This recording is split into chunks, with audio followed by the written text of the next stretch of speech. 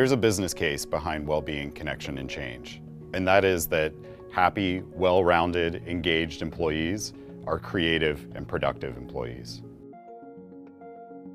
Place design has an impact on human behavior, regardless of whether that impact is intentional. It can either help or be a hindrance to our objectives. And I think we can build that much more engaging environment that just feels better. We don't have to wait. Place design practitioners can create an environment for almost any purpose. But if an organization has not articulated what that purpose is or what the outcomes they hope to achieve, you're wasting a lot of time and resources in creating buildings without a specific intent. I would dare say that most workplaces are misaligned with what people need right now. The traditional values of the workplace have all been centered around efficiency, quality assurance, that manifested in large open office spaces with just row after row of uniform desks that were all the same. Expecting all activity to play out in a uniform environment just doesn't make sense. We should be focusing on asking the right questions. The first question, what are the outcomes that we seek to achieve as an organization, and are we aligned across the organization? By the way, return to office is not a good answer to that question. It should be something like, we have a new strategy we want to implement, or we've got to double down and make sure that we're implementing at scale and flawlessly. These are the types of answers that we should focus on. Return to office is fine, but to do what? That's the critical missing piece of a lot of the dialogue now. What current working processes and support can help our teams achieve those objectives, and what could be better for the second question? And then the third, how can we use our physical environment to experiment with new ways of working to deliver better outcomes? I would begin every workplace project with those considerations before thinking any about what the shape of the physical environment should be.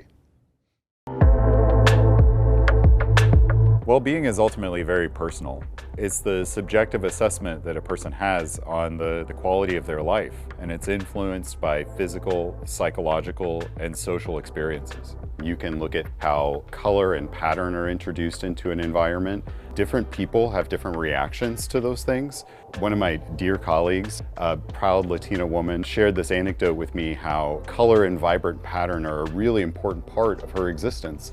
But many of the workplaces that she's experienced are very subdued. So she felt herself going through a noticeable shift to conform herself to that environment rather than something that was more native. So if you have places, variety throughout a workplace, moments for that vibrant expression, moments for calm, so that different folks can kind of seek out spaces that feel more natural to them, that's really important. Or it could be something as simple as providing a quiet and private place to deal with things outside of the prying eyes of others. That could be taking an insulin shot, that could be decompressing from a particularly heated call with a colleague or an external collaborator. But just finding spaces to be able to step away and decompress can be really helpful to maintain focus on what's really important in work. Connections are essentially relationships. Relationships between people, places, ideas, and things. And those connections can happen in person, virtually as extended through digital technology, or in an abstract manner through the ideas, values, thoughts, and beliefs that we hold in our hearts and minds. The workplace provides an opportunity for us to connect with people that we wouldn't normally be exposed to in our day-to-day lives outside of work.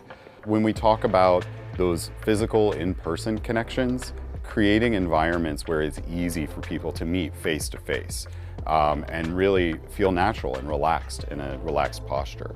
If your only option for social connection is a formal meeting room, that's going to have kind of a stilting kind of impact on the social connection that you have with that person versus something that's more relaxed, like what I'm sitting in now.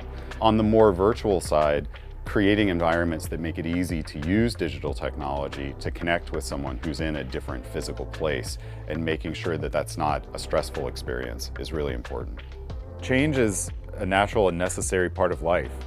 We need to be able to assess where we're changing from, so be able to measure the impact. And so this is where we start to get into this notion of outcomes that we hope to seek. If we don't have a starting benchmark to assess, then how are we going to know that we've met a goal that we've wanted to stretch towards? Triggers for change can come from anywhere. Sometimes they come from within an organization, other times they're external factors. In the most ideal sense, I would hope that they're coming from someone having an insight about an idea on how things could be done differently to achieve better results.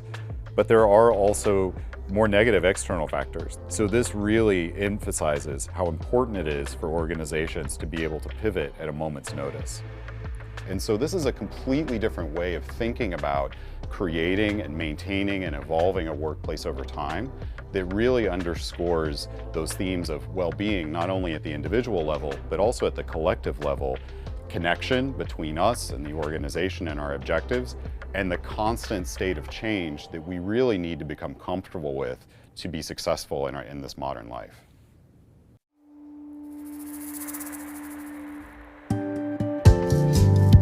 We need to acknowledge that people are simultaneously showing up as individuals, members of teams, and representatives of broader communities. And that means that we'll prioritize different types of environments depending on which role we're filling at any given moment. If I'm focused on that individual dynamic, I may be seeking out spaces that are for productive focus to get things done, or spaces for respite, reflection, to disconnect and recharge.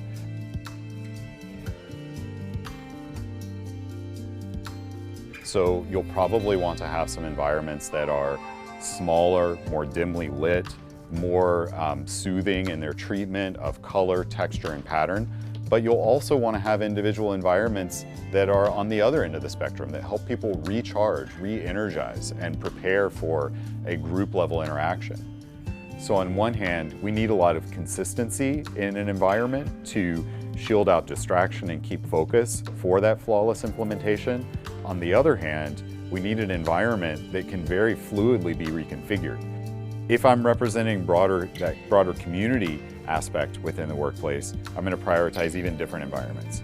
A great community space has a significant variety of different types of places to sit, arranged in different configurations. You know, some face-to-face, some side-by-side, soft seats, firm seats, some with arms, without arms, some that are right in the center of attention, some that are more on the fringe. It's probably a good idea to introduce some harder surfaces, maybe with some glossy finishes, and think about how light interacts with those surfaces.